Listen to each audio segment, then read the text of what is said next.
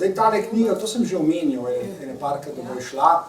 Ta knjiga je izjemno, ima izjemno zanimivo usodo. Boss me je namreč poklicala gospa, ki je pravzaprav na nek način avtorica te knjige. Vse veste, sem že povedal, da gre za neko gospo, ki jo je oče prvič posilil, ko je imela 11 let in je potem prišla k meni pač pred časom in mi v bistvu povedala svojo zgodbo. In to je njena zgodba. In danes me je klicala in me je vprašala, kakšni so odzivi na to knjigo. In sem povedal par takih odzivov. In to je, vsaj kar se mene tiče, do zdaj edina moja knjiga, ki se bo na en poseben način nadaljevala, čeprav je že, seveda, do konca napisana, nadaljevala se bo v glavi tistega, v tem primeru je pač to ženska, ki je v resnici avtorica te knjige. To je izjemno zanimivo, kajti ta knjiga že zdaj vpliva na njo. Na nek poseben način vpliva, izjemno zanimiv način. To bo še v prihodnosti, vsaj zame in za njo, zelo pomembno. Tukaj noter namreč zgodba neke ženske, ki je doživela toliko trpljenja v svojem življenju kot verjetno redko kdo. In ni nepomembno, da jo zanimajo odzivi ljudi, ne samo na to knjigo. To so v resnici odzivi ljudi na njeno trpljenje. Čeprav nihče ne bo nikoli vedel, kdo je ta ženska, in ta ženska ne bo vedela, kdo so avtorji odzivov na njeno trpljenje. Na nek način bo vse anonimno, pa vendar bo delovalo, kot sem rekel, vsaj na njo, verjamem pa tudi za tistega, ki jo bo kupil. Ker živimo v kapitalizmu, ta knjiga namenja menjavi. Torej, jaz vam knjigo, vi meni evre, naprimer. Toliko za EPP. Koliko stane? Prosim. A ja, 15 evrov. Začel bi, ja, z odgovorom na neko vprašanje, ki mi ga je zastavila gospa v pismu. Napisala mi ga je in ga poslala na moj naslov. Jaz sem ga prebral in bi najprej želel odgovoriti na to pismo, zato ker pismo že samo po sebi terja odgovor, kaj šele, če gre za ne samo teoretsko vprašanje, ki sodi seveda v te večere, ampak gre tudi za vprašanje, ki je zelo osebno, da ne rečem intimno. Intimno za vsakega človeka, ki se to vprašanje lahko zastavi. Vprašanje namreč je, kaj je objektivno zlo in kaj lahko človek naredi, ko ga dojame, ko razume, kaj je objektivno zlo. Vsakdo ve iz svojih izkušenj, kaj je na primer subjektivno zlo. Zlo, za katerega je odgovoren sam, ker ga je sprožil, ker ga je povzročil, tako ali drugače, ni pomembno, ki se ga je zavedal ali pa ne. Včasih mine leta ali lahko tudi desetletja, da se človek zave subjektivnega zla, ki ga je sprožil nekoč. Torej, ni nujno, da se vselej zavedamo zla, ki ga povzročamo, ki ga sprožamo, zaradi katerega trpijo drugi ljudje. Nobene nujnosti ni v tem. Lahko da ga prepoznamo, lahko da ga razumemo, ni pa nujno, da ga. In tem je lahko tudi veliko trpljenja, je lahko veliko tega, kar ljudi preganja, lahko jih preganja dolgo časa. Včasih se zgodi, da koga preganja vse življenje. Pa vendar je to šele uvod v mnogo zahtevnejše vprašanje, kaj pa je objektivno zlo. Zlo, za katerega ne morem biti odgovoren, pa če se še tako trudim. Ne morem se prepoznati kot povzročitelj objektivnega zla. Razmišljanje o objektivnem zlu ni tudi brez povezave s tem, o čemer bomo govorili danes. In tudi ni ključje, da bomo o tem govorili. Gre namreč za neko nit, če lahko tako rečem. Nit, ki se vleče od samega začetka teh predavanj. Zato v tem smislu nismo ničesar izpustili, lahko bi kvečemu rekli, da nekaj še ni prišlo na vrsto in se tega tudi zavedam. Gre torej za neko posebno nit, ki je na izjemen način povezana s tem, kar je v svojem življenju naredila in napisala Simone de Beauvoir. In o tem bomo danes govorili. Redki vedo, da je eden ključnih filozofov moderne filozofije, ki je vplival na Simone de Beauvoir in na njeno pisanje, Leibniz. Ne samo Hegel, ampak morda celo predvsem Leibniz. In tudi o tem bomo govorili. Verjetno veste, da je ena od osrednjih tem Leibnizove teodicee ravno vprašanje zla. Vprašanje, odkot zlo, kako je zlo sploh mogoče in kakšna so morebitna razmerja med Bogom, zlom in človekom. In tudi to vprašanje je na poseben način povezano s tem, s čimer se je ukvarjal pred Leibnizom Descartes, zlasti v meditacijah. Zadeve so, kot vidite, zelo prepletene, zelo povezane so. Leibniz je seveda vedel, o čem je pisal Descartes. To ni bilo neznano. Saj sta živela tako rekoč, praktično seveda v istem stoletju, nekaj desetletij narazen. Še bolj pa zna biti v tej mreži povezav pomemben nekdo, s katerim se je Leibniz tudi osebno srečal, ker se je želel srečati tik pred njegovo smrtjo, in to je Spinoza. In če berete Spinozovo etiko, veste, da je tudi zanj eno ključnih vprašanj človekov odnos do zla, oziroma je vprašanje, ki je zapisano tudi v pismu te gospe, namreč kaj mi je narediti, kaj naj storim na tem svetu v odnosu do zla, ki ga, kot rečeno, lahko prepoznam ali pa tudi ne. In kakšne posledice ima za mene, če na primer ne prepoznam zla, na primer subjektivnega zla, ki ga sam povzročam, za katerega sem sam odgovoren, in objektivnega zla, ki ga na primer morda niti ne razumem, morda niti ne vem, kaj bi to sploh bilo. Zato je vprašanje, ki ga postavlja gospa v tem pismu, izjemno pomembno, kot sem že rekel, ne samo iz teoretskih razlogov, ampak tudi iz globoko intimnih.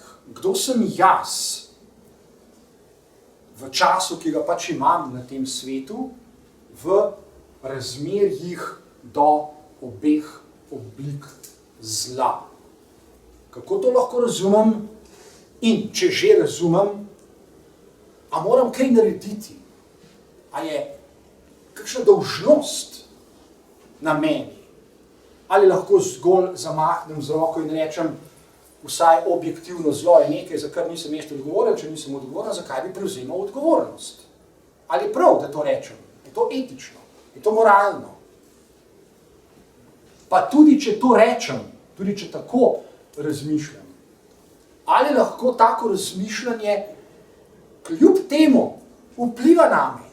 Ali je res tako zlahka mogoče reči mene objektivno zlo tega sveta kratko malo ne zanima, pustite me pri miru, da bom še naprej živel tako, kot jaz hočem.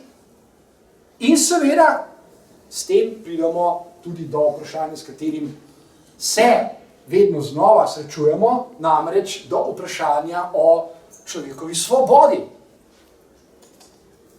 Kaj pomeni biti svoboden in reči, pustite me pri miru, da še naprej živim tako, kot mi pač paše, tako, kot sem se odločil, zato, ker sem svoboden in želim svoboden biti še naprej in me ne zanima, na primer, objektivno zlo tega sveta.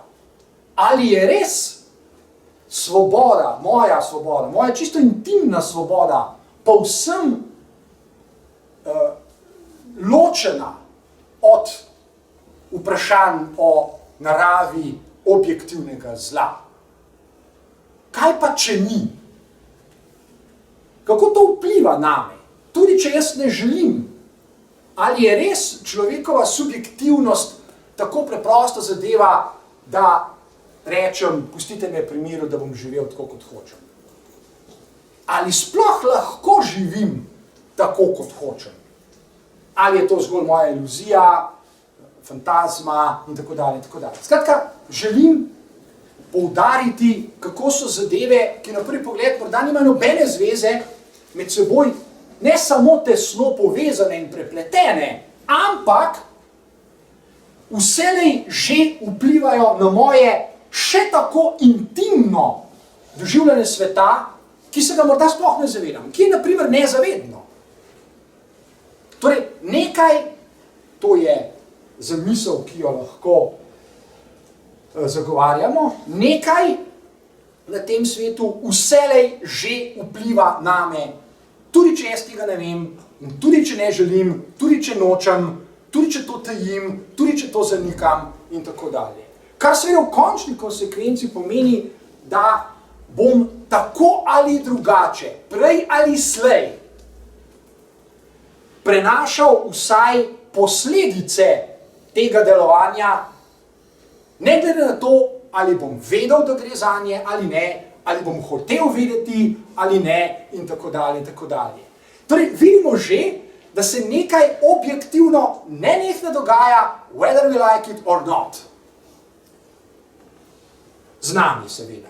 In vpliva na nas. In determinira naše počutje, naše doživljanje, naše vedenje, naše razlaganje sveta, naše delovanje, naše medsebojne odnose in tako naprej, in tako naprej. Kar seveda pomeni, da nikakor ne more biti odveč in da nikakor ne more biti zgolj scholastično vprašanje zapisano v tem pismu, kaj je torej objektivno zlo in kaj naj naredim, ali lahko naredim v zvezi z njim. Dve zadevi sledita neposredno iz tega, kar sem povedal. Prvo je vezano, ali pa lahko ga vežemo na razmišljanje, ki se ga loti Descartes v meditacijah. In je vezano na neko vprašanje, na nek napor, na nek velikanski napor, miselni napor Renéa Descartesa, da bi prišel do odgovora na zastavljeno vprašanje. Drugo, kar lahko neposredno izpeljemo iz povedanega, pa je povezano s tem, kar je zagotovo eden od mejnikov misli 20. stoletja, postavi pa ga Simone de Beauvoir z svojo razpravo z naslovom Drugi spol. Prav gotovo je to knjiga, ki je dramatično, celo šokantno vplivala na številne ljudi, tudi znanstvenike, teoretike, feministke, psihoanalitike, filozofe in druge. Ker je bilo na nek način v času svojega nastanka skoraj nezamisljivo da bi kdo lahko napisal tako knjigo, kot je napisala. Podobno, kot je nekaj desetletij pred tem svet šokirala neka fotografija, ki bi se jo zdaj ogledali, ampak se jo ne bomo, ker se ne moramo. Verjetno pa jo že poznate in najbrž ne bo težko se priklicati. Gre za fotografijo, ki nastane nekje v 20 letih, sredi 20 let 20. stoletja, v času, ko se Hollywood počasi začenja zavedati, kako pomembne so lahko podobe, naprimer filmske podobe, seveda v tem primeru, in kako je mogoče z njihovo manipulacijo, z njihovim manipuliranjem, ali pa rečemo bolj preprosto, z obdelovanjem, z njihovim ustvarjanjem, z njihovim dizajniranjem in redizajniranjem, vplivati na množice ljudi. Hollywood v 20 letih, pred majčkeno manj kot stoletji, prav gotovo odkriva nekaj, kar je za interes ustvarjalcev Hollywooda in hollywoodsko produkcijo zlata kura. Nekaj, kar je mana z neba. Imenuje se filmske podobe. Manipuliranje s filmskimi podobami, seveda zlasti s podobami filmskih igralcev in igralk, je nekaj, kar zaznamuje ne zgolj vzpon Hollywooda in industrije podob in kulturne industrije, kot bi rekel Theodor Adorno v 20. stoletju, ampak je pomembno med drugim tudi za razumevanje narave objektivnega zla v času, v katerem živimo mi, ki smo zdaj recimo tukaj. Dve zadevi to. Prva, oziroma če zdaj še omenim to fotografijo, če že ne moramo videti, to je fotografija mlade dame, ki tvori nek par, ki ga vsi zelo dobro poznate. Ta par sta Bonnie in Clyde. Ona je seveda Bonnie. In njena fotografija, ena od njenih fotografij, sredi 20 let, šokira večino ljudi. Ta fotografija je dejansko travmatična v pravem Freudovem pomenu besede. Večina ljudi jo kratko malo ne more prebaviti.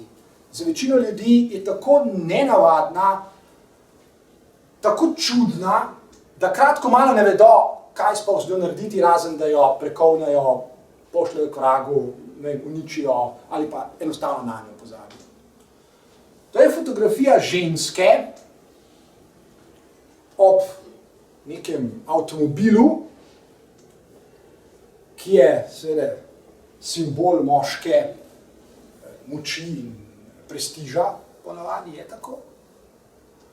V drži, za katero so v tistem času večinoma trdili, da nikakor ni ženstvena in da je nesramna do konca, z debelo cigaro v roki, kar je pa višek vsega.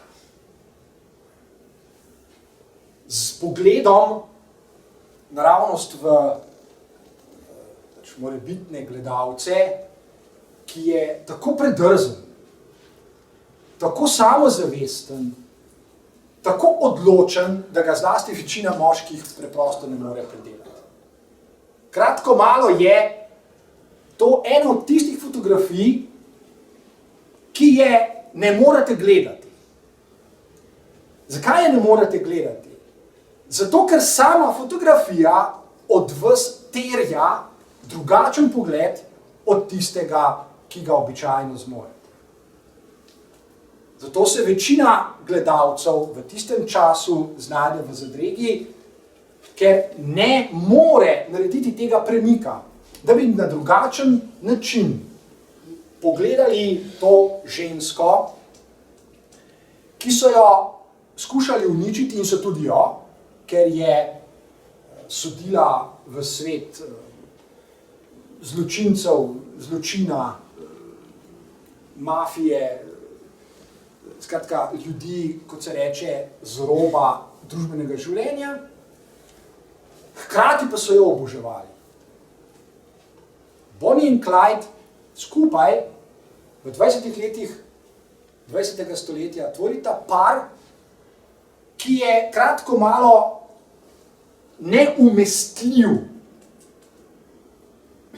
V resnici nihče čisto natančno ne ve, kdo sploh sta, kaj počneta in kaj hočeta. Čeprav je bilo okvirno še kar jasno, da se v glavnem ukvarjata z ropanjem in streljanjem in skratka z zločinsko dejavnostjo. Pa vendar je onkraj tega, torej nek pogled ene same ženske, s katerim zlasti večina moških, pa tudi veliko žensk, pa zlasti večina moških, preprosto ne ve, kaj narediti. Ker se seveda zgodi, govorim predvsem za moške, nek obrat. V določenem trenutku ženska gleda potencialne gledalce. In ni več tista, ki naj jo potencialni gledalci gledajo, obožujejo, ampak je podobnega, kot je želel Hollywood. Torej gre za nek premik. Nek premik, ki v resnici ni brez povezave s tem, kar zanima kakšnih 300 let prej Renéja Descartesa. Na prvi pogled morda ni videti povezave, pa vendar obstaja. Če se najprej ustavimo ob nekem preprostem, kaj je to, stavku, izjavi, na primer. Gotovo ste jo že to izjavo namreč velikokrat slišali, pojavlja se v kakšnih pesmih, recimo, najraje v kakšnih pesmih, pa tudi kdaj, ko ljudje komu čestitajo ali pa voščijo, na primer za rojstni dan ali pa kaj podobnega. Gre za preprosto izjavo, bodi to, kar si. Ali pa bodi še naprej to, kar si. Dokler je to pesniška izjava, se zdi, da jo še kar dobro razumemo. In če nam kdo reče, bodi še naprej to, kar si, je čisto možno, da se mu bomo zahvalili. Bomo rekel, ja, hvala, bom še naprej to, kar sem. Ali pa se nam lahko zdi, da nas nekdo s to izjavo opogumlja. Ti kar bodi to, kar si. Vztrajaj pri tem, kar si. Potem gremo pa domov, na primer, in ne moremo spati. In se vprašamo, ok, ampak kaj nam je ta človek v resnici rekel? Kaj pomeni biti to, kar si? Kaj pomeni biti, da sem to, kar sem? Ali jaz res vem, kdo sem? Na kaj se nanaša izjava bodi, kar si? Če recimo rečem, da sem moški, potem sklepam, človek mi je rekel, naj bom še naprej moški. Zveni precej butasto, kaj pa drugega? Zakaj mi želiš, da bom še naprej to, ker itak sem, tako rekoč skoraj ničesar narediti, da ne bi bil, a ti mogoče misliš reči, da ne postanem ženska, ali kaj. Ko začnemo torej zelo natančno razmišljati o tej izjavi, pridemo do zelo čudnih spoznanj. Ali ta človek ve, kaj mi je rekel, ko je rekel, bodi to, kar si? Na kaj se nanaša to, kar si? To je dosti trivialna zadeva. Descartesa zanima nekaj, kar pa ni tako zelo trivialno. Zanima ga, kako je mogoče biti v karkoli prepričan na tem svetu. Seveda tudi v, naprimer, lastno identiteto. Kako sem lahko prepričan? Ali pa kako sem lahko prepričan onkraj vsakega razumnega dvoma? Ali pa kako sem lahko absolutno prepričan v karkoli? In Descartes želi, ima veliko želj, prav gotovo jo ima, da bi dokazal obstoj Boga v zvezi s tem. Obstoj vsemogočnega, omnipotentnega in po možnosti popolnega Boga. Kajti zdi se, da bi samo tak Bog lahko jamčil za karkoli, in Descartes najde izhod iz zadrege, v kateri se lahko znajde vsak človek, ko začne razmišljati o kakšni taki izjavi, kot je bila tista prej. Izhod najde v tem, da reče, če bomo uporabljali čiste misli, če bomo razmišljali zelo natančno in precizno in tako dalje, potem nas Bog ne more varati v ničemer in lahko pridemo do jasnih spoznanj, dobrih sklepov, univerzalnih ugotovitev in tako naprej in tako naprej. Descartes že v času, ko piše meditacije, sluti, morda tega ne ve, zagotovo pa sluti, da tako ne bo šlo, da obstaja še en problem. Kateri problem? Problem, ki se ga je pred mnogimi leti lotil Aristotel. Problem je tale. Če se meni zdi, da svet obstaja kot danost, o kateri lahko razmišljam, ki jo želim spoznati ali pa skušam spoznati, ki jo lahko spoznam in tako dalje, ni razmišljanje, če pri njem vztrajam, kmalu postreže s tole težavo. Da bi svet bil, mora obstajati nekaj, za kar ta svet lahko je. Naprimer, zavest.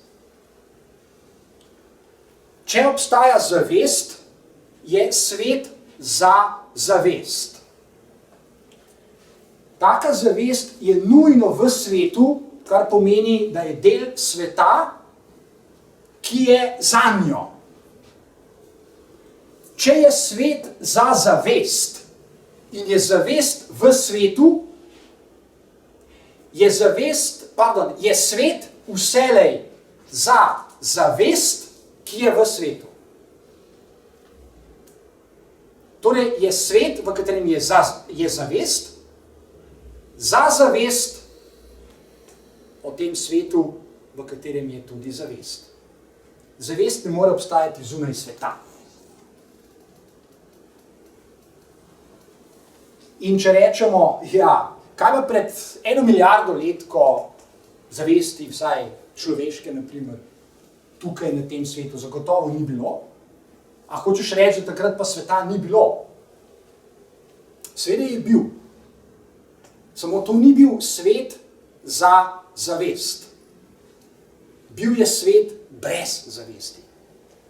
To ni bil svet za zavest, ki ga lahko misli, to je bil svet brez misli. In če hočemo razmišljati o tem svetu, ki obstaja pred milijardo leti, je ta svet zopet za zavest.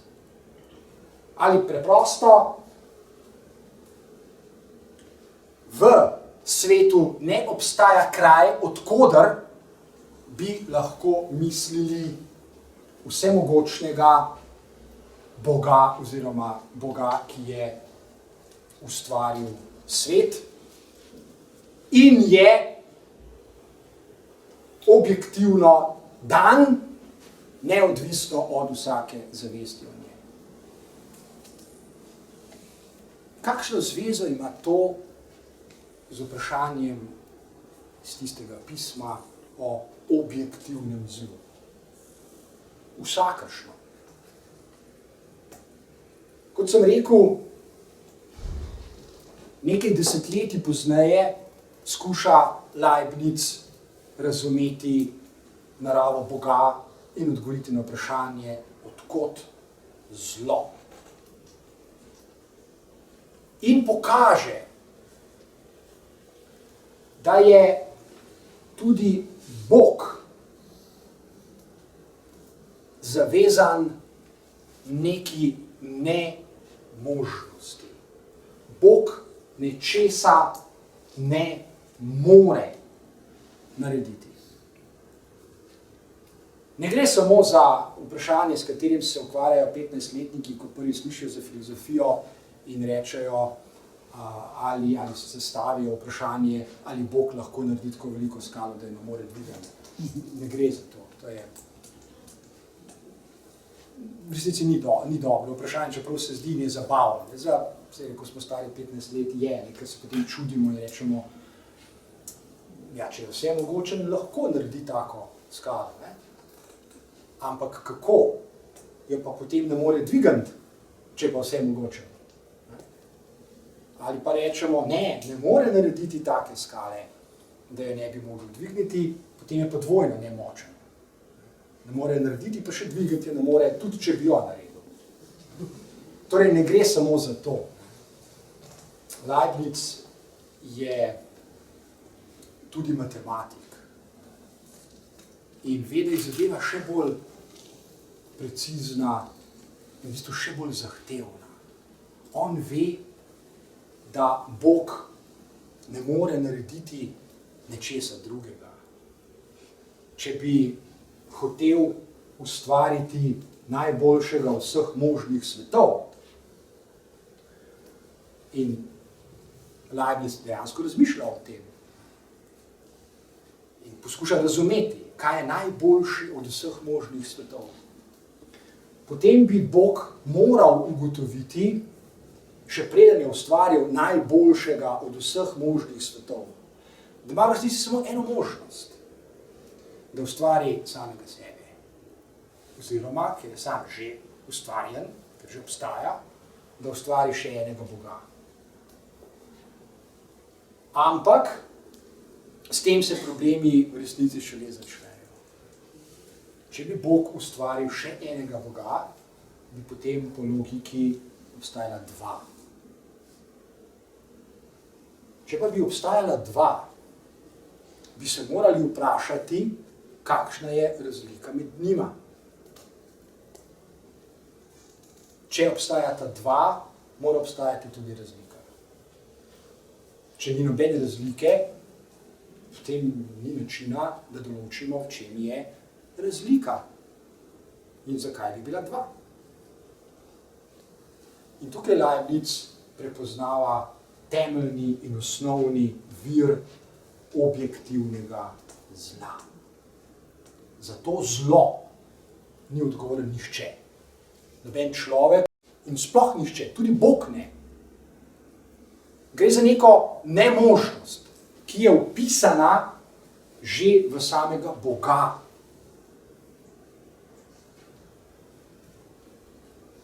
Kaj potem ostane zavesti človeku, ko se znajde v takem svetu, za katerega Leibniz reče, da je sicer še vedno najboljši od vseh možnih?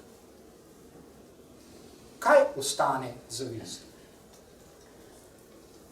Že prej smo lahko zaslutili, ko smo rekli, da je svet nujno za zavest in da je zavest nujno v svetu. Mora obstajati zunaj njega. Da je s tem povezano še en problem.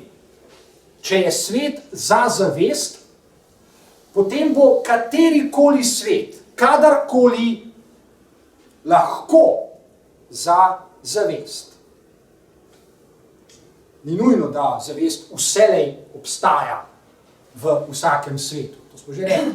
Ni nujno, lahko pa se pojavi. In takrat bo svet, katerikoli, za zavest. In zavest mora razmišljati takole. Zdi se mi, da je svet danost, da je od nekdaj. Vendar segam van, ker sem del sveta. Ko se zavedam sveta, segam v ta svet. In imam občutek, da mi je svet dan. Ampak če je svet za zavest, je v nekem smislu zavest tista, ki omogoča to danost sveta. Danost sveta v tem primeru ni neodvisna od zavesti. Zato zavest pride do tega spoznanja. Svet mi je dan, kot da je danost, še preden mi je dan. In jaz to lahko spoznam. In ko to spoznam, vem, da ni obstajal najprej svet kot danost in mi je potem bil dan, ampak mi je vselej že dan, kolikor sem jaz del tega sveta. In sem v nekem smislu pogoj te danosti, tega dajanja sveta meni, zavesti v zaznavanje, presojanje in tako dalje. To pomeni, da je svet lahko dan zavestim, ker ne obstaja samo ena oblika zavesti, na vselej drugačen način.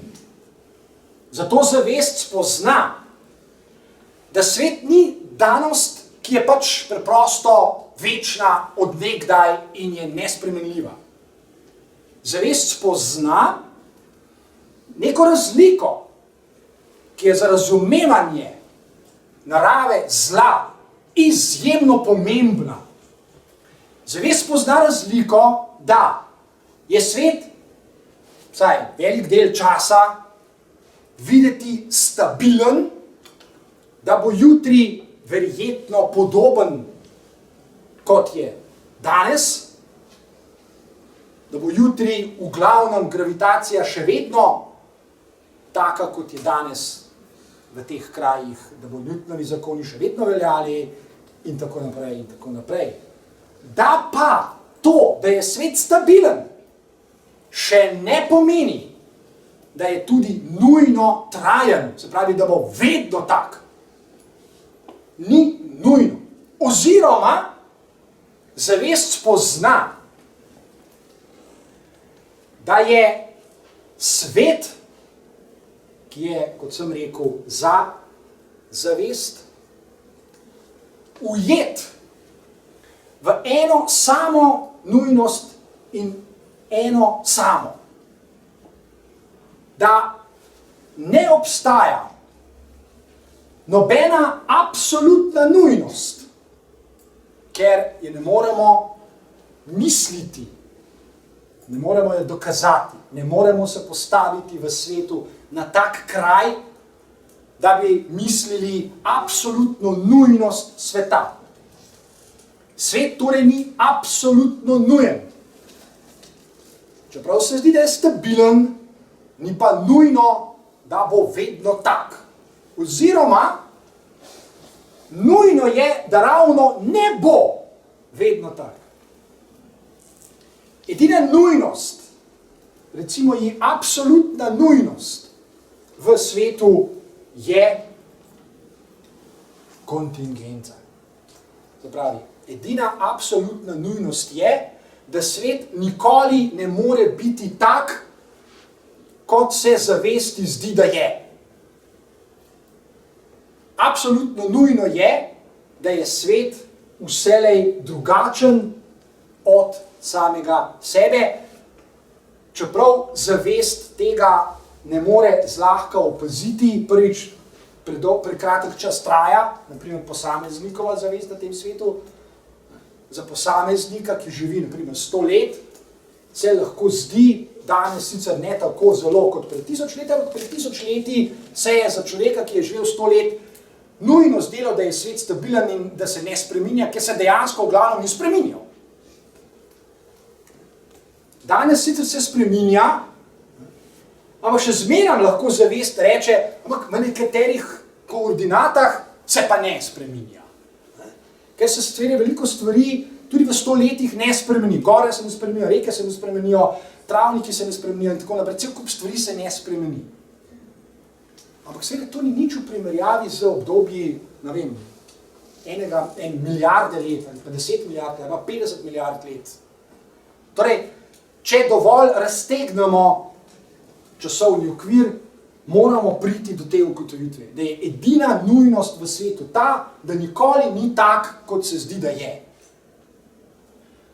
S tem pa že pridemo do prvega odgovora na drugo vprašanje.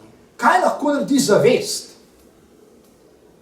ko se začenja zavedati narave objektivnega zla, se pravi, tistega zla, ki se dogaja znotraj vsake posamične strukture sveta. Se pravi, svetov je v principu neskončno veliko, ima neskončno oblik, ampak za vsako obliko, vsaka možna oblika sveta bo zaznamovana s tisto nemožnostjo, ki jo Leibniz prepoznava v teoriji, ko razmišlja o naravi Boga. Z neko nezmožnostjo oziroma nemožnostjo v vsakem svetu strukturno, a priori, pred vsako zavestjo obstaja neka nemožnost.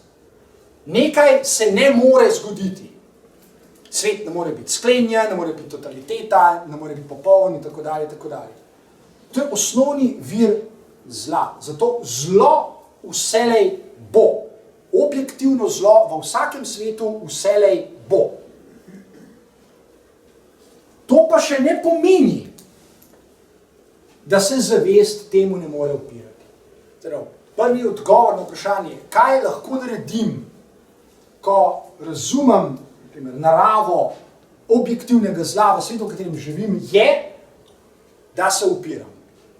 Lahko se upiram oblikam zla, ki jih pač prepoznavam. Zdaj, ali to pomeni, da moramo vsi mati Tereza postati? Seveda ne, to bi bilo neumno, smešno, patetično. Ampak v nekem smislu, samo v nekem, je pa pravzaprav odgovor da. Torej pomeni, da mora vsak dojeti na ulice Bombaja in se ukvarjati z otroki, ki živijo v slanih. V nekem drugem smislu. Kaj ti? To sem prej rekel, če se spomnite, tisti napev, bodi to, kar si. Celotno to razmišljanje velja tudi za posameznika, oziroma posameznikovo zavest in njeno razmišljanje o sebi. Zavest ne razmišlja seveda samo o svetu. Lahko razmišlja tudi o sebi. Lahko razmišlja o sebi, ko razmišlja o svetu. Lahko razmišlja o sebi, ko razmišlja o sebi. Lahko. In to tudi počne. To možgani z lahkoto delajo. Naši možgani. Brez katerih si težko predstavljamo kakšno zavest. Ko zavest razmišlja o sebi, bo prej ali slej ugotovila, da povedana velja tudi zanjo, in to je. Tudi zavest v resnici nikoli ni identična sama seboj. Tudi zavest je drugačna od sebe. Zdaj se že približujemo temu, kar najdemo v naslovi knjige Simone de Beauvoir, Drugi spol. Zlasti, in tem so tudi že govorili na prejšnjih srečanjih, o sami naravi drugosti, oziroma drugega v svetu, v katerem živimo.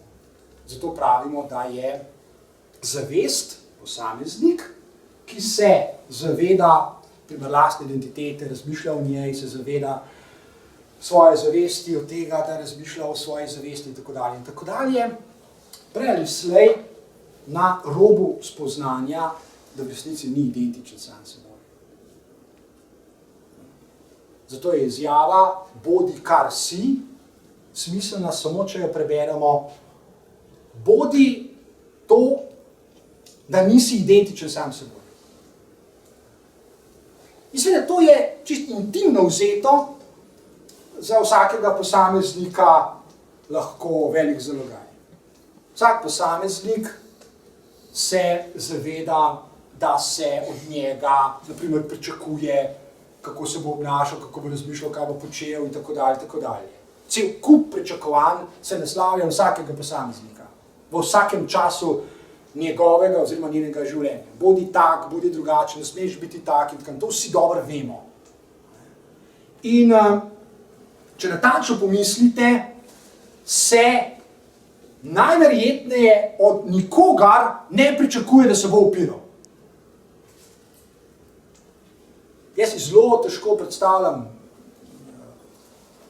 da bi se, naprimer, to pričakovanje naslavljalo na celotno občestvo, na vse ljudi, ki tvori neko občestvo. Bistvena vrednota v vašem življenju, v času vaše eksistence je, da se upirate. Večina ljudi se pravzaprav boji upirati, ker se bojijo kazni. Zato se zdi, oziroma ne samo, da se zdi, ampak tudi tako empirično je, da je najbolje živeti pač tako, da se ne upiraš. Ne? Da se nekaj prepustiš toku, da probaš biti, vem, kot se reče, da skušaš celo razviti kakšno modrost, sofistiko iz tega, ne, najbolje biti nekje v sred, ne, ali pa najbolje iti po srednji poti, ne, ali pa ničesar preveč, ali pa, ne, saj so že stari Grki rekli, da noben ekstrem ni dober in tako naprej, vraga so rekli, niso rekli, pravzaprav so rekli ravno nasprotno. Sokrat nikoli tega ni rekel, ker če bi Sokrat živel na ta način, pa ne bi končal v zaporu, ne bi bilo treba spiti iz tega strupa. Torej, stari tega gotovo niso rekli. Ampak danes se lahko zavest trudi celo iz tega narediti, da se potolaži. Ne smemo iti v noben ekstrem ni dober, ne? Zato so politiki vsi v sred. Vsi so desno ali pa levo-sredinski.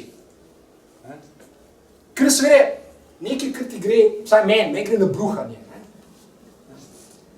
Mi smo sicer levi, ampak smo pa tudi v sredini. Mi smo pa tudi v sredini, saj smo pa desni. To je sofistika. To so jajca. In ta drža prevladuje. In seveda, ker živimo v kapitalističnem svetu, je treba samo 2 in 2 sešteti.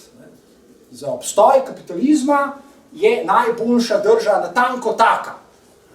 Čeprav se hkrati zdi, da se od ljudi pričakuje, da se bodo razvijali, spreminjali, dizajnirali, redizajnirali, da bodo nekaj naredili iz sebe, da je njihovo življenje umetniški izdelek, ki ga vsak lahko po svoje kreira, zato da bo, ne vem, lovil svoje sanje in tako dalje in tako dalje.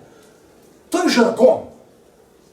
To je v resnici žargon, ki ne pove ničesar drugega, kot to, kar sem že rekel. To je v bistvu kritje za zavest, da preslepi sam sebe in se reče, no sej, ampak moje življenje pa še kar ima smisel, ali pa sej, nekam pa vse skupaj vendarle vodi, v končni fazi. Vprašanje pa je, če res vodi. To je veliko vprašanje. Strogo vzeto, v luči tega, kar sem prej povedal, ravno ne vodi. Ker se ogromno ljudi pravzaprav trudi, da bi bili skozi zunanji vtis, da se vse nenehno spreminja, natanko to, kar so. Zato je ta slogan danes z lahkoto mogoče razumeti. Bodi to, kar si, ja, itak, seveda, dobro si to povedal, bom jaz, še naprej bom to, kar sem. In je tudi mogoče pokazati, čisto empirično, da ogromno ljudi natanko tako tudi živi. Da ustvarjajo vtis, kako se nenehno spreminjajo, da se ravno ne bi spremenili. Kot da bi obstajal nek obrambni mehanizem, da ne smem ustvariti vtisa pri ljudeh, da se nič ne spreminjam, torej se bom prav trudil ustvariti vtis, a ne da se spreminjam. A ne, danes sem se tudi že malo spremenil. Ja, pa danes tudi, Bog vari pozabiti, kakšen dan reči, da se nisem spremenil. Zdi se, kot obstaja neka anksioznost, nek strah, ne, da se človek ne bi spremenil. In seveda iz tega sledi zanimiv, nekakšen paradoks pravzaprav, da se danes lahko z lahkoto ustvari tudi čisto, ali pa sproži, tudi empirične posledice v občestvu, v katerem živimo, tudi s tem je velika subverzivnost sodobne misli, to vrste misli. Pravi, da se ustvari zelo zanimive empirične posledice že s tem, ko ravno ničesar ne narediš. Vsi veste, da se danes nas vsak dan nenehno poziva k dejavnosti. Nenehno nas pozivajo k temu. Nobena reklama praktično se ne konča s pozivom pohitite, ker zmanjkuje. Ali pa samo še malo imamo na zalogi. Ali pa discount, popust 30%, ampak sam še do danes do 10 in tako naprej. Nenehno se nas priganja in mi smo voljni sprejeti to priganjanje, ker smo prepričani, da je v tem nekaj dobrega, pomembnega, vrednega, da se nenehno spreminjaš. Pozitivnega, točno, ja, pozitivnega tudi. Pa vendar ni. In zdaj imamo dve zgodbi. Eno zgodbo, ki jo spletajo, oziroma pripovedujejo. Naprimer, fotografije, ki sem eno že prej omenil, ali pa knjige, kot je recimo knjiga Simone de Beauvoir. Simone de Beauvoir šokira svet, vključno s filozofiji in psihologiji in genetiki in biologiji in tako naprej, ko reče, da človekov spol, da spol človeka ni biološko določen.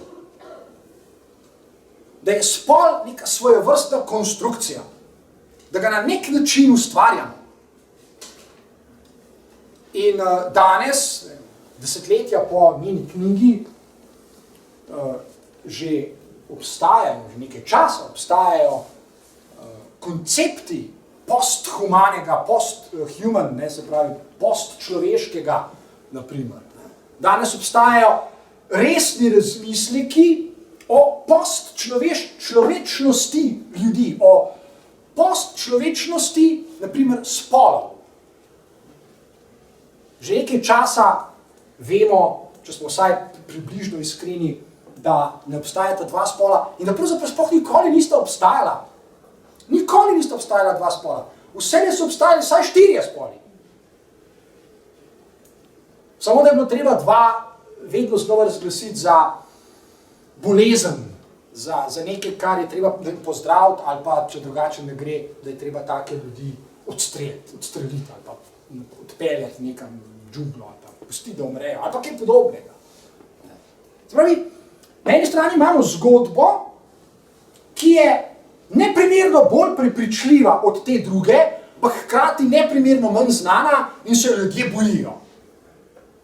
Drugi spol, spol kot konstrukcija, 4 spoli in tako dalje in tako dalje. Ali pa nezmožnost človeškega bitja, da določi lasten spol, da določi lastno identiteto, da določi lastno zavest, pravi, da zavest določi samo sebe, brez ostanka in tako naprej.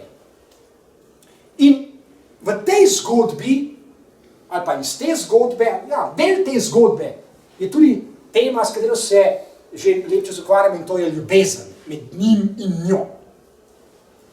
O tem bom še spregovoril takoj. Druga zgodba je v bistvu konformistična. Spreminjajte se, ustvarjajte vtis, da se spreminjate, samo zato, da se nič ne bi spremenilo. Zato se zelo hitro lahko pojavijo fašistične zgodbe, namenoma uporabljam ta izraz, ne govorim kar v 3 dni. Fašistične zgodbe o pravih identitetah, pravih moških in pravih ženskah in o seveda tudi tem, kar je pred mnogimi leti zopet izjavil Jacques Lacan in je postal del žargona in večina ljudi še dosti ne razume, kaj je pravzaprav sploh rekel, ko je dejal, da ne obstaja spolno razmerje, naprimer med njim in njo. Fašistični poskusi so poskusi prepričevanja, da obstaja pravi spol, naprimer moški, da obstaja pravi spol ženska, oziroma da je mogoče določiti, katera ženska je prava ženska in kateri moški je pravi. In seveda posledično tudi, kateri pa niso pravi. In da je mogoče določiti pravo razmerje med moškim in žensko. Teh poskusov pravzaprav sploh ni malo. Pred časom smo omenili, če se spomnite, pravo družino, ki je v sosednji državi zapisana v ustavi. V ustavi piše, kaj je prava družina, nimaš kaj. Po isti logiki lahko določimo, ali pa, ne vem, mogoče bo kdo predlagal, da se zapiše v ustavo. Kdo je pravi moški, pa kdo je prava ženska. Mi smo samo tolikle proč od tega. To hočem povedati. Samo tolikle. To se lahko zgodi jutri, če mene vprašate. Pred enim mesecem, za novo leto recimo, si po mojem mnenju nihče ni predstavljal, da bo 2 meseca in še nekaj pozneje Rusija preprosto ukorakala na Krim pa rekla tako, to je naše. Da bo ena država kratko malo odšla v drugo državo, rekla tako, tale polotok, to je pa zdaj naše. Referendum, pa gremo konc. Svet pa gledati, no sej, mogoče pa tudi, kaj pa veš, mogoče bi pa tudi obsodili, ali pa ne bi, mogoče bi malo, ne pa preveč, to je za slovenske politike značilno, mi ne bomo prilivali olja na ogenj ali kaj takega. Za Boga, kaj zmore ta konformistična zavest, ki se nenehno spreminja in ustvarja vtis, kako je življenje umetniški izdelek, v tvojih rokah je tvoja usoda, nenehno jo kreiraš in rekreiraš in na novo in preoblikuješ in tako naprej. Se zdi, zanjo se zdi, da danes ne zmore osnovne moralne drže. Osnovne moralne drže, če ena država ukoraka v drugo državo, je to zločinsko dejanje po vseh pravilih tega sveta ali zločinsko kršenje prava in ne vem, kjer izgled. Prosim. Krim je bil pred 62 leti ruski, Je bil. In če bi bili pobeko kot domači Slovenci, če bi bili zelo historično, se pa tudi isto našel, pa so se kadril, pa bakari so se ga malo zatolklo, pa smo vzgledali isto, da Rusi delajo samo tisto, kar do česa čutijo zgodovinsko pravico.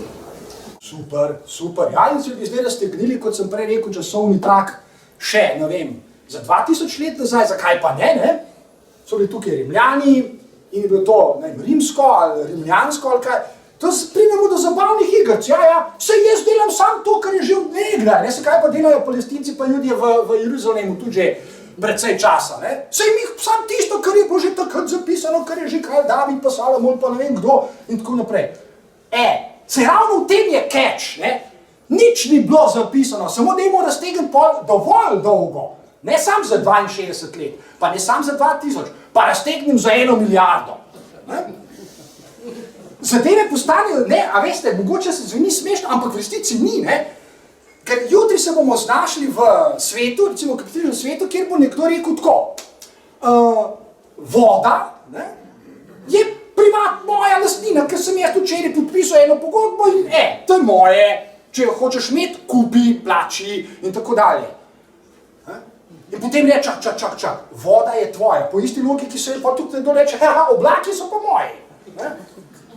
Ali pa veter, si lahko lastimo, ali pa krč te, jaz pa središče zemlje, recimo, od katerega je precej odvisno magnetno polje, pa ga pol malo, mislim, pridemo do norih idej, ampak pridemo po eni zelo logični, konsekventni poti, ki jo izpeljamo iz začetnih izjav, ki so videti, saj to čisto stoji, mi hočemo nazaj samo tisto, kar je bilo naše.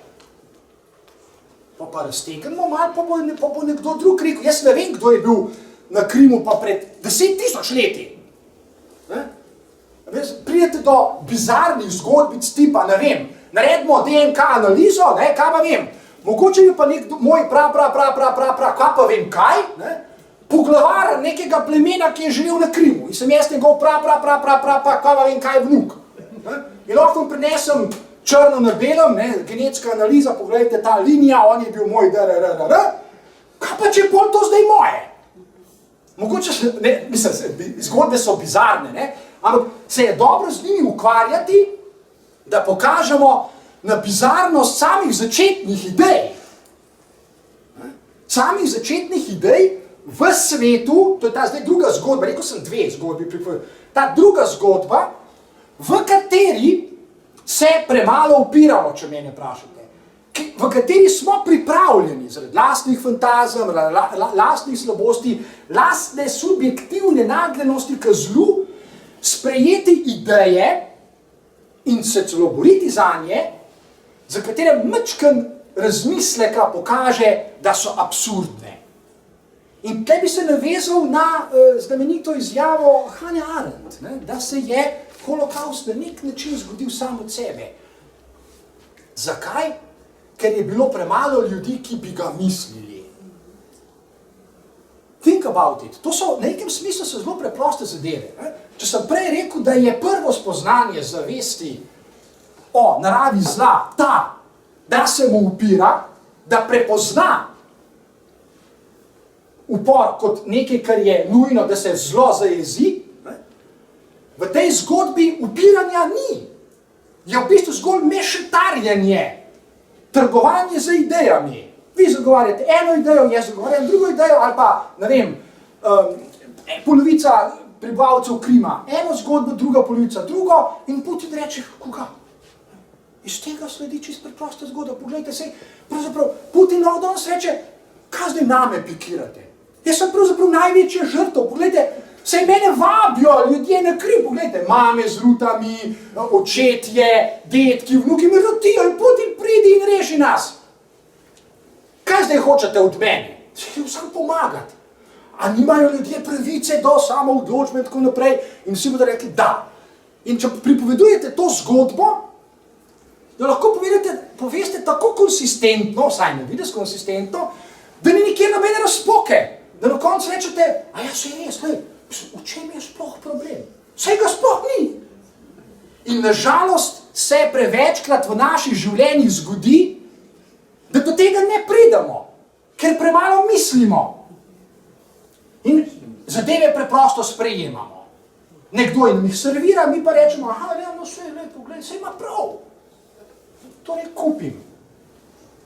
Zaradi mene je seveda možno tudi tako živeti. Jaz vem, da je možno tako živeti. Najbrž. Ampak čisto na začetku danes, če se spomnite, sem rekel, ali je res zadeva tako zelo preprosta? Kaj pa, če je vendarle treba plačati ceno? Na koncu. Tako ali drugače. Kaj pa, če vendarle ni tako preprosto, da človek reče, kot sem že prej rekel, da se ne bom ponavljal, jaz pač, gledajte, tako živim, tako mislim, pustite me primer, da bom še naprej to, kar sem. Kaj pa, če to vodi v kolektivni samomor? Kaj pa, če to vodi preprosto v destrukcijo, zaradi katere se ljudje, človeštvo kot tako na neki točki enostavno ne bo več sposobno izvleči iz situacije? Zaenkrat se zdi, sej smo še kar, a ne, se mi smo celo pripravljeni 20. stoletje misliti kot stoletje napredka. Tehnologije so se nesluteno razvile, moj star ata še elektrike ni imel, mi imamo danes iPhone, ne vem kva, pa je, in tako naprej. Ja, gotovo je tako. Ampak 20. stoletje je tudi stoletje holokausta. 20. stoletje je tudi stoletje, ko so se zelo resni doktorji znanosti dogovorili, kako zakuriti 6 milijonov ljudi, da se jih bodo enkrat za vse večne čase znebili. Kje piše, da se ne bo 20 doktorjev znanosti našlo jutri, ne vem kje, na nekem banketu in se dogovorilo, kako se znebiti, ne vem. Čist preprosto, lahko ugotovijo, kaj pa, če je na tem svetu 7 milijard ljudi kratko malo preveč. Kaj pa, če jih bi mi polovico, recimo, ne vem, kako se znebiti, da jih bo samo 3 milijarde pa pol. Kje piše, da to ni možno? Trdim, da ne piše nikjer. Trdim, da je to potencialno možno. Upam, da se ne bo zgodilo, prosim. Ja, samo pogledajte, zgodovinsko gledamo, ne? Če začnemo, recimo, kaj je to, sodobno, zahodnoevropsko zgodovino, ne? Kaj je počel Rim? Iztrebil je vse svoje sovražnike. Edoščane je, kar jih je zaslužil, Kartagino je sesul, varianto Feličane je potopil, mislim, varianta, ne? Ker zame je več absurd, ne, ker ste rekel zlo, ne, kdaj pride do kolaboracije med svetnim in posvetnim. V 4. stoletju priznanje krščanske vere. Okay. Takrat se je začel pa masakr. V 40 letih po priznanju krščanske vere je bilo potolčeno 40 milijonov ljudi v vsem tem delu, v Mali Aziji, Severni Afriki, recimo v imenu z ognjem in mečem, po pristranjevanja, recimo, ne? Ja. To je temelj vsega, če me to razumete. Ja, saj jaz se s tem, s to zgodbo popolnoma strinjam. Jaz se popolnoma strinjam. Ampak ta zgodba potrjuje to, kar sem prej rekel. Če se, zelo pa natančno govorim, če se jaz ne trdim, da se bo, ali pa da je nujno, da se bo. Jaz se sprašujem, če se sploh lahko izvlečemo iz podobnih zgodb, drugih masakrov, ki se bodo zgodili, ne vem, ali pa totalne kataklizme, če se sploh lahko izvlečemo, trdim, ves čas se navezuje na začetno pismo tiste gospe, kaj lahko jaz naredim? Saj v nekem smislu, prosim, zelo natančno govorim, bodite pozorni, v nekem smislu ima celo Margaret Thatcher prav, ko pravi, saj družba ne obstaja. Se obstaja samo posamezniki. V nekem. In posledice še danes čutimo. Ok. Kaj pravzaprav je tisto, kar lahko naredi posameznik in se potem lahko tudi na ravni, ki je nad vsakim posameznikom, neki objektivni ravni, spremeni v neko drugo zgodbo, ne vedno znova nujno v take masakre, kot ste jih vi zdaj opisali. Trdim, da prvič posameznik lahko s pomočjo svojega razmišljanja, ker drugega nimamo, prepozna naravo objektivnega zla. Danes govorimo o tem.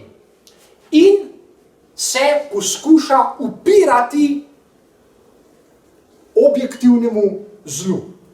Nobenega vnaprejšnjega recepta ne more biti, kako bo to posameznik naredil. To je strogo idiosinkratično početje. Vsak posameznik se lahko, trdim samo, da se lahko, ves čas, nič drugega, s tem ukvarja. Ampak kaj je lepota te zadeve?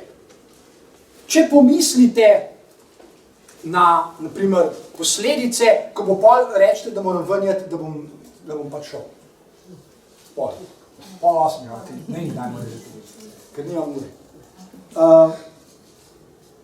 Simone de Beauvoir napiše knjigo. Ena sama knjiga, drugi spol, šokira celo vrsto ljudi na celem svetu. Kako lahko nekdo reče, da je spol družbena konstrukcija na tem, ne pa biološko dejstvo. To, kar je subverzivno, kar lahko preprečuje, nisem rekel, da lahko prepreči, trdim, da lahko preprečuje širjenje objektivnega zla, so v zadnji posledici seveda so ideje. Če ideje, ki jih zagovarjajo posamezniki, ne morejo vplivati na objektivno zlo, oziroma preprečevanje objektivnega zla, potem nam pa ni pomoči. Jaz ne vidim nobenega drugega vzvoda, ki bi ga lahko posameznik uporabil, da bi se upiral zlu z idejami, oziroma s tem, kar pravi Immanuel Kant v odgovor na vprašanje, kaj je razsvetljenstvo. Drzni si in povej to, o čemer razmišljaš na glas. In seveda, ravno tako, kot ste vi zdaj tole zgodbo povedali, lahko povemo tudi vzporedno zgodbo ljudi, ki so svojimi idejami predstavljali, na žalost, odstranljive ovire, zato so jih cel kup tudi odstranili, ne? Ampak, kot so mnogi že rekli pred mano, saj vedno lahko odstranite empirične ljudi, idej pač ne. In če kaj lahko blokira razvoj zla, je to tisto, kar imenuje Hegel tiho tkanje duha. Ideje, v katere ljudje verjamajo. Prej ste povedali tisto zgodbo iz 4. stoletja. Dajmo pogledati zgodbo iz 1. stoletja. Dajmo pogledati zgodbo iz prvih 20-30 let po Jezusovi smrti. Če ste kdaj to natančno študirali, dajmo pogledati zgodbo Jezusovega brata Jakoba, ki dobil vzdevek. Prosim, to so izjemno zanimive zadeve. Jakob ima vzdevek pravični. Pravični, ker je veljal za človeka, ki se je prvič kot Jezusov brat poskušal držati tega, kar je zagovarjal Jezus, hkrati pa tudi spoštovati postave, ki so pač veljale. Vse ni važno. Dobijo vzdevek pravični. In če spremljate kakšne dobre študije, kako so živeli recimo do leta 66, ko pride do prvega upora Judov in potem do požiga templja leta 70, in potem približno v tistem času Marko napiše prvi evangelij, svoj evangelij, Markov evangelij je pač prvi. To kratko obdobje, 20-30 let po Jezusovi smrti, peščica ljudi, res peščica, nekateri pravijo, da jih je bilo mogoče tam 50-60, nič več, 50-60. Poskuša, jaz ne mislim nikogar idealizirati in romantizirati, ne, daleč od tega, zdaj nisem neumen, poskuša narediti nekaj, kar je po mojem mnenju ultimativni odgovor na vprašanje, kaj ne naredim kot posameznik, če razumem naravo zla na tem svetu. Usporedno poskušajte misliti, kaj se zgodi, ko Jezus umre.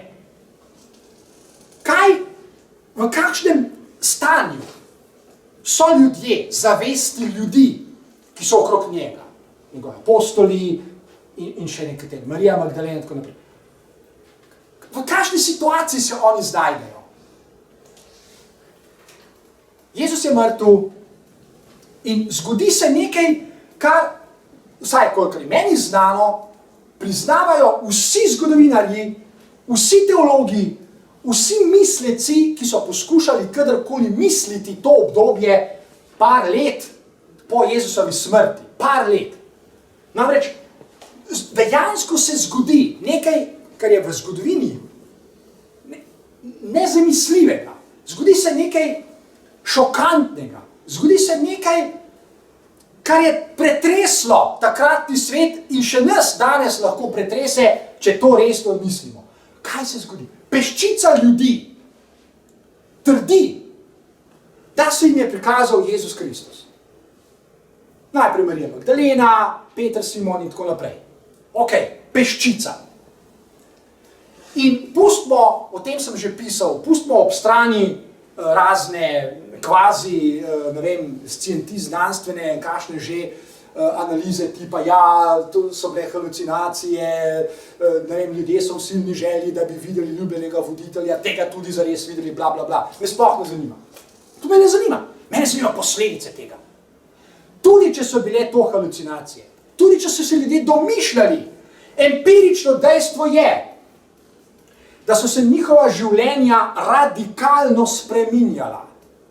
In da so bili številni, ja, do 4. stoletja, pripravljeni umreti in so umirali. Številni, da tisoče in tisoče ljudi umre, kristjani se imenujejo, ko jih mečejo levom, ko jih režajo, obglavljajo, pribijajo na drevesa in tako dalje.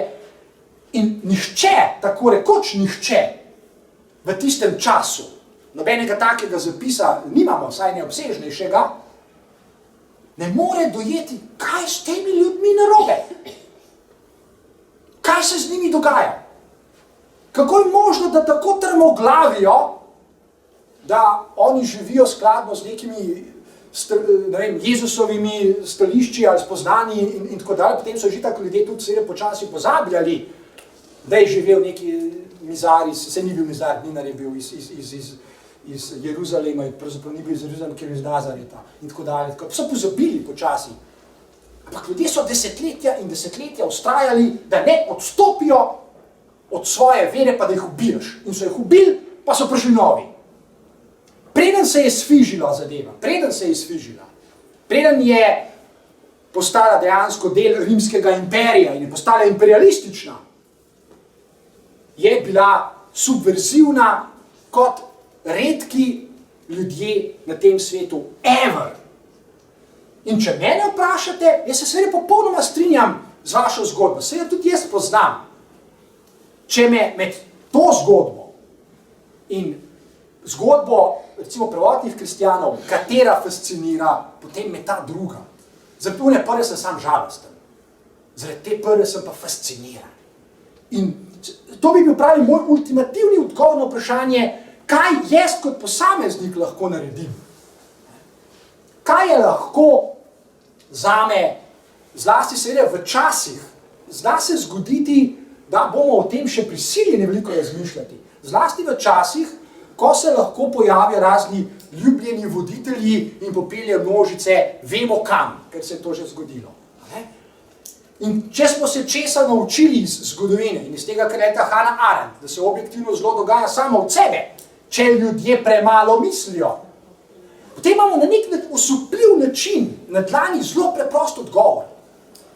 Odgovor, da smo lahko izjemno subverzivni že s tem, ko mislimo. Ko se sprašujemo, resno sprašujemo seveda, kaj je narediti, ko razumem naravo objektivnega zla.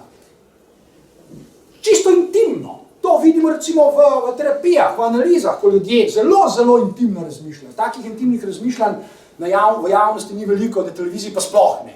Tam je žargon, tam so puhlice in klišeji. Ampak, ko slišite ljudi razmišljati, kot tudi v tej knjigi, izjemno intimno. Mene fascinira, recimo, gospa, ki je pravzaprav v nekem smislu avtorica te knjige.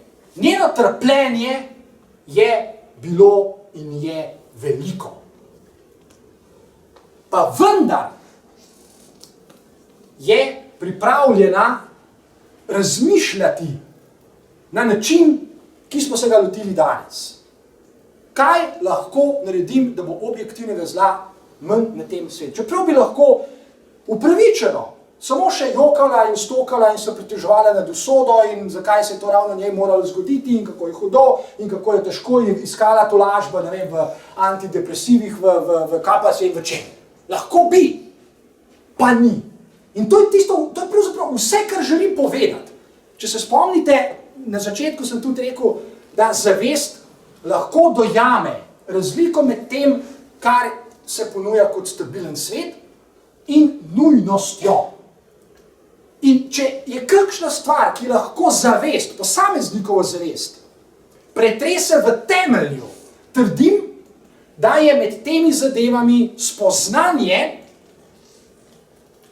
da se ta zavest, ta drobna, krhka zavest in tako naprej, zadnjič smo govorili o Liam Gish, recimo o tem filmu, modno škrlatno znamenje, da se lahko upira. Da se lahko upira. In da je možno, recimo v sodobnem svetu, trdim, da bi lahko postala močna nova ideja, recimo vzgoja otrok. Močna nova ideja, kako vzgajati otroke. Tale, vzgoja za heroje. Vzgoja za herojska dejanja. Meni je vseeno, če se komu zdi to smešno, ali pa meni preprosto vseeno. Trdim, da je ideja dobra. Ne sam za konformizem in to in načrtovanje karijere in bodite podjetniki in dodajate vrednost na karijerizaciji. To je, kaj želim. Prosim. Upam rečeti, da bi sama ideja kot taka zmutirala. Krščanstvo je zmutiralo, holokaust je zmutiralo, vidimo za to, kar se je zgodilo Izrael, zdaj počenjajo z Palestinci, recimo, ideja sama kot sama ni slaba. To pa mutira, in se potencira, da je to problem. Strinjam, to je velik problem je, ampak poznamo pa tudi odgovor. In to pravzaprav tukaj počnemo. Odgovor je, in to je spet stvar vsakega posameznika.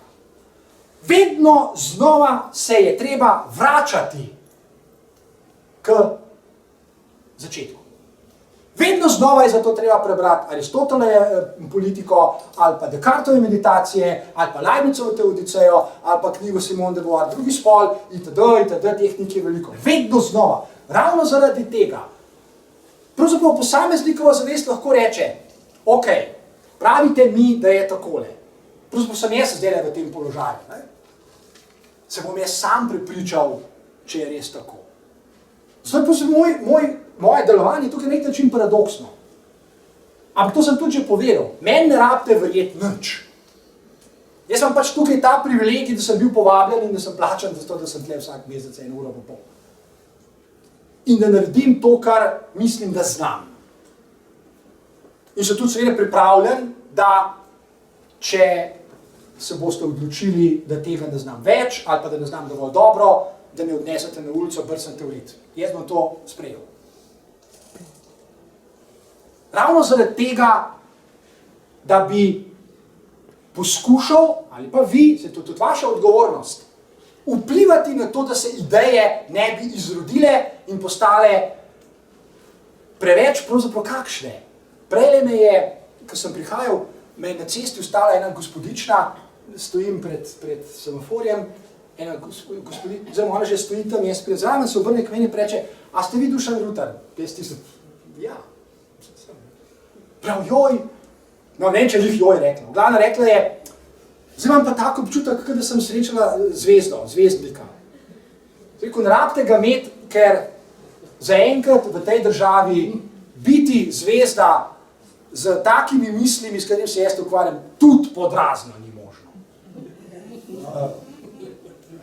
Če pa bi, saj ne bom, ampak če pa bi kdaj postal zvezda in se pričel zvezdniško obnašati, pa prosim, prineste eno, ne vem, helebardo, sekiro, meni je vsem kaj in me, ne vem, pribite na križ, četvrte me, ustrelite me, naredite vse, da bom zginil iz tega sveta, ker ne bi bilo prav, da se to zgodi. Ja, sam pa ste ponajdu, koliko več poslušalcev imate zdaj, pa koliko ste imeli na začetku? Še enkrat me to vprašali in seveda se bom začel sekirati pismo, je to dobro, kva če ni, kva tazga jaz počne, ampak zdaj to ni več moja odgovornost. Jaz mislim, da je odgovornost vsakega, ki je tukaj. Da zazna, da poskuša zaznati, se pravi, ni samo moja, seveda je tudi moja, da poskuša zaznati ti, kaj pa če to ni dobro, kaj če to ni v redu. Jaz nimam nobene iluzije, da to, kar sem povedal danes, o naravi subjektivnega, objektivnega zla, zame ne velja. Seveda velja, ravno tako velja. Sem ravno tako pokvarljivo blago kot kdorkoli. Pokvarljivo. Ujeto v mehanizme, ampak jaz ne trdim nič drugega kot to, da se vsaj poskušam temu upirati. In če vsakdo od vas počne isto, se pravi, upirati se, ne? Gre za formalno gesto, meni vsebina ne zanima. To je, da ne biti pasiven. Sej, paradoks sodobne pasivnosti je, da se nam prikazuje kot frenetična aktivnost. Danes, če boste komu učitali, da je pasiven, vas bo samo pisano pogledal. Danes imajo, ne vem, 4-letni otroci, če ste kdaj o tem razmišljali, kako danes živijo 4-letni otroci? Pa oni imajo urnik od zjutraj do večera. Ta tečaj, tečaj, pa mora tja, pa še angleščina, pa to pa mora v vrtec med drugim, pa še tja, pa popoldne, pa zvečer, pa učiti se mora.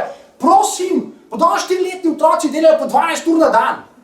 Po 10 aktivnosti imajo. Ne? In pa rečete, ja, ste pasivni. Kaj? Ravno obratno je res. Ne? V tem je, rekel, paradoks te sodobne gonije. Ne? Kot sem že 2 ali 3 poudaril. Ne? Da je gonja vedno večja, ne? Ampak če malo pomislite, ugotovite, da je pravzaprav tudi nesmiselna. Ker na neki ravni se nič ne zgodi, oziroma ne samo, da se nič ne zgodi. Danes 85 ljudi, tem smo že govorili, drži v rokah več premoženja kot 3 milijarde in 200 milijonov ljudi. 85 mandeljcev. In rezultat te dinamike, ne, eden od je tudi ta. Danes vam bodo v vsakem koraku prodajali idejo, da je treba kapital, denar se mora vrteti, se mora rolati. Ne, nekdo ga je treba nekam investirati, da ga bo še več. Pa to je osnovni princip kapitalizma. Zdaj, bolj ko se mu prilagajamo, Ne, bolj smo pasivni. Nasprotno je, bolj aktivni smo. Danes pravzaprav veliko ljudi bolj aktivnih, kot si že skoraj ne more biti. Ker malo je pa tudi treba spati. Saj veste, da danes številni ljudje, tisti, ki so, ne vem, močni, vplivni in tako naprej, številni ljudje jemljajo 2 vrsti droge hkrati. Poživila, da so dovolj aktivni, in pomirjevala, da se jim ne utrga. Hkrati. Zdaj, jaz ne vem, kaj je lahko še naslednji korak. Ne? Logično je, ga jaz ne vidim. Ne? Se pravi, ne gre za to, da ne bi bili pasivni. V nekem smislu, upam, da je to razvidno, je pravzaprav ravno pasivnost danes subverzivna. Danes pa ti bil do zadnje v kakšni trgovini. Ne vem, pred 3 meseci. Ja, kako? Danes pa ti zadnjič zamenjal kopalnico 25 leti. Ja, s čist zmešan. Kako pa lahko živiš tako staro? Jaz recimo z lahkoto. Ampak je pa veliko ljudi, ki popusti, ne? Mi bomo kopalnico zamenjala. Pa saj svoje pred 2 letoma. Ja, že. Ampak imajo pa tam nove ploščice, akcija, dobimo jo poceni, ampak to še ni vse, če gremo tako izdelati, dobiva še uno. Koliko ljudi reče tisto, mislim, ne vem, jaz sem včasih prav iz takih, ne vem, kakšnih vzgibov že, ena oddaja je Top Shop ali nekaj tasga, ko poslušate ure, ko se ne vidi, ko ure. In ne vem, kakšna je vaša izkušnja, jaz priznam, da lahko mislim situacijo, ko bi popustil in bi rekel, pismo, se ima prav. Gledate 10 minut in vam prikazujejo vaše običajne vsakdanje aktivnosti z običajnim orodjem, naprimer, ne, žago, mlinčkom za kavo, kava in čem. Ne? In vam pokaže, da je to tako debilno in tako za nič. In tako se lahko, da jim urežete in poškodujete in polijete in ne vem kaj že, ne? Da vam ne ostane čisto drugega. Kot da kupite ta nov jajc, ki vam ga prodajo za samo toliko. Ne, rečete, mislim, ne vem, ne, mislim, jaz nočem biti žaljiv, ne, do nikogar. Jaz, v prvi vrsti. Lahko mislim, da samo, če bi samo toliko popustil, bi rekel, pismo, pa se imajo prav, lej. Če kupim to zadevo, mislim, ja, lej, kako to teče, to bi vse pa, ne vem, zadnj sem gledal eno, a veste, ne, sej zna biti celo nora ideja. Naprimer, če vi zaužijete eno pomarančo, jo pa spravite v svoj prebavni trakt, ne vem kam pol to gre, in telo iz tega nekaj stisne. Ok?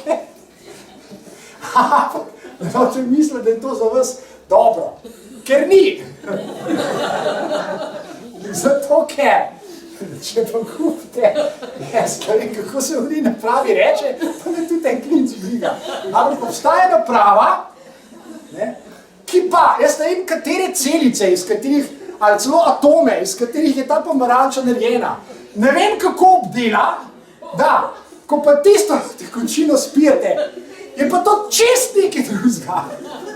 In pa ste naenkrat ful zdravi in ne vem, in take zadeve. In zdaj mi pokažite, to mislim pa zdaj zares, ne? Pokažite mi človeka, ki bo to gledal, pa ne bo vsaj za drobe delec sekunde rekel, pismo, mogoče imajo pa prav. Ker za tem je itak znanost, ne? Ker pa vam vmes še rečejo, kako so oni znanstveniki, ne vem, kateri biokemiki, ne vem, kdo je to naredil, ne? In una naprava se vam vrti, to tak zanimiv podatek, una naprava ima neverjetnih 10.000 obratov na minuto z nekimi ultrarezili, za katerim stoji še vrhunska tehnologija.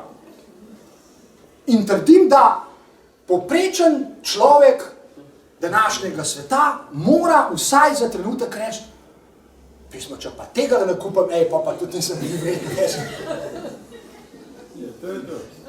In ni nobene tisto, kar ljudje mislijo, nekdo manipulira. Nihče z nikomer ne manipulira. Postrežejo vam s konsistentnim, z znanostjo podprtim razmislekom, ki ga podpira še tehnologija, ki je samo za vaše dobro. Pa še, če pa kupite, pa itak dobite še unerace. Ja. Se to vam tudi vmes rečejo, ne? Če običajne stvari kupite, so 300 evrov, ne, pa jih morate kupiti 5, če pa to eno samo, ne, in dobite pa za 200. No, malo za hec, ne, v resnici so pa to smrtno resne zadeve. Ampak koliko analiz tega pa srečate v svojem življenju? Koliko analiz? Jaz recimo nobene. Se morate sami potruditi, da ugotovite, in to terja velik mentalni napor. V tem je pas, če mene vprašate, sodobnega manipuliranja. Da zahteva povprečnega uporabnika, jaz sem povprečni uporabnik v njih, naprej pojma nimam v njih razilih in nekih atomih, ki se razbijajo, ne vem zaradi česa že. Meni vsem kakšno slikco tam narisajo, une puščica gre gor, gre tja, uno se nekaj razbije in to je za moj trakt, da ne vem za kva to dobro. Jaz nemam pojma v tem. Ne? In seveda to potem, če hočete temu nasprotovati, ne, pravzaprav to terja ali mentalni napor, rečete pismo, tem pa jaz preveril, če je to res. Ja, kako boste to preverili? Ne? Nimate ne časa, ne virov in v končni fazi tudi volje, ne. Se pravi, ali velikanski mentalni napor, za katerega naprej jasno, da ga večina ljudi ne bo zmogla, ali pa preprosto to, k čemer smo tudi vsi nagnjeni, in to je klenobi. Mi smo vsi nagnjeni klenobi in zaradi tega rečemo, ok, daj, pa nes, no, daj. In itak vam ni treba nič drugega narediti kot za telefonsko številko zavrteti, ne. A pa nesete, ja. In je že tam. In v tem sta dve zadevi danes, če mene vprašate. Ne. Izkoriščanje dveh značilnosti človeških biti. Nagnjenost klenobi in pa to, da je mentalni napor po definiciji to, kar pač pravi, da je napor. Prosim. No, jaz bi sam rekel tole, za lajšu orientacijo v tem svetu reklam. Vse reklame se delajo po enoj formuli. Prvo, da vas prepričajo, kako je to za vas koristno. In drugo, da se skrije na sve moguće načine, da to sploh ni za vas toliko koristno, koliko je koristno za tega, ki to prodaja. Vsaka reklama je koristna ne za vas, ampak za unga, ki ju daje. Zakaj to tako štima? Zaradi tega izgleda, ker so ljudje v povprečju naivni. Ja, sej tukaj smo, se strinjam, z vami se popolnoma strinjam. Zato pa je, kaj mi tukaj počnemo? Saj, mislim, da počnemo. Jaz mislim, da tukaj poskušamo premagovati oboje. In naivnost, težne klenobi, in da je potreben določen mentalni napor, pač vsaj zame je potreben, no, da se zgodi to, kar se tukaj zgodi. In trdim, da je to danes v tem svetu subverzivno. Težnja k mentalnemu naporu, premagovanje naivnosti in težnje klenobi. Priznajmo si, da vse tri imajo. Jaz priznam. Imam. Trdim pa, da lahko se temu upiram in da to lahko premagujem. In da je to premagovanje v bistvu temeljna, konstitutivna zmožnost vsake zavesti. S tem sem prej začel malo bolj filozofsko na začetku. Zavest je po definiciji narejena tako, da presega samo sebe. Da sega k svetu, da nam zdaj vse tisto ponovil, kar sem prej rekel, vse je na traku, si lahko pač pogledamo. Da sega k svetu, da bi ga dojela, razumela, interpretirala in tako naprej. In ko sega k svetu, sama je pa vse že del sveta, presega ipso facto svoja dana stanja, za katere morda misli, da so pač taka, kakršna ona misli, da so. Ne? Se pravi, konstitutivno je za človeško zavest, da presega samo sebe. Kar pomeni, da mora obstajati gigantski napor, da se to ne zgodi, da se zavest pasivizira, da je nagnjena klenobi, da je laična in tako naprej. To niso spontane, naravne značilnosti zavesti. Čeprav je zavest zato zmožna, biti lena in tako naprej. Je zmožna. Ne trdimo, da ni. Trdimo pa, da je njena osnovna, da ne more obstajati pravzaprav drugače. To se na dolge proge lahko pokaže kot zelo, zelo velik problem za koga. Ne? Zmožna za samo preseganje. Se pravi, če tega recimo sistematično ne poče dolgo časa, ne? To lahko ugotovimo, to lahko tudi zmerimo. Ne? Lahko vidimo, kako sinapse propadajo v možganih, kako nevronske mreže propadajo, in seveda kako tudi posledično zavest propada. Ne vem, če veste, eden od ključnih dejavnikov, recimo so jih odkrili raziskovalci takih bolezni, kot je Alzheimer, kot je razne oblike demence in tako naprej. Eden od ključnih dejavnikov, s katerimi lahko bodisi odlagamo pač te bolezni, ne, ali pa celo potem, ko so že recimo vplivamo na nje in jih lahko, sploh niso zdravila, ampak je mentalna aktivnost. Branje knjig, učenje pesmic na pamet in tako dalje. Zveni banalno in butasto, pa vendar ni, ker s tem priganjamo možgane k aktivnosti, tvorimo nevronske mreže in tako naprej. Znanstveniki so pred leti že dokazali, da danes je že mit, to smo še mi se učili pred leti, ko smo gledali neurologijo, da možganske celice samo propadajo. Ni res. Možganske celice celo v starosti 80, 90 let rastejo. Ne seveda tako množično kot takrat, ko je star človek 15 let, ampak rastejo. Oziroma lahko rastejo, če jih k temu priganjamo. Torej, ni res, da je potem, ne, samo še treba čakati in nič se več ne da narediti in tako naprej. Ne! Ampak ta upor, o katerem govorim, je drugačna dinamika kot vsa ta frenetična aktivnost, kateri smo danes govorili. Zdaj pa po moje že 7:30 ure moram jaz nekaj govoriti. Ok, hvala lepa. Zdaj, prosim. Hvala za nekaj če, prvo. Prosim, hvala. To je od Descarta, ne? Že pa mislim, torej sem. To mislim, torej sem. Človek to tudi, lese pa se. A pa to ne more več biti. To se zdaj zelo banalno, čisto prosto. En primer, vam dam en primer. Obstaja gospa, stara je 81 let. Ima demenco. Vsi psihiatri, vsi zdravniki, vsi so potrdili to diagnozo, da ima demenco. A je kdo od vas gledal film Awakenings? Jaz sem to doživel na svoji koži. To ne moreš verjeti. Kaj je sprožilo? Jaz imam eno hipotezo, ampak mogoče kdaj drugič, ko bi obrnil gumb. Gospa, kot rečeno, je dementna. Okay. Zdaj, če si predstavljate demenco, v glavnem to pomeni cel dan, v glavnem leži ali pa spi, oziroma če ne bi ljudje, ki so okrog k aktivnosti priganjali, bi spala, ležala in verjetno počasi utonila. Ker pa jo, gremo tja, gremo to, gremo na sprehod, in tako naprej, ne?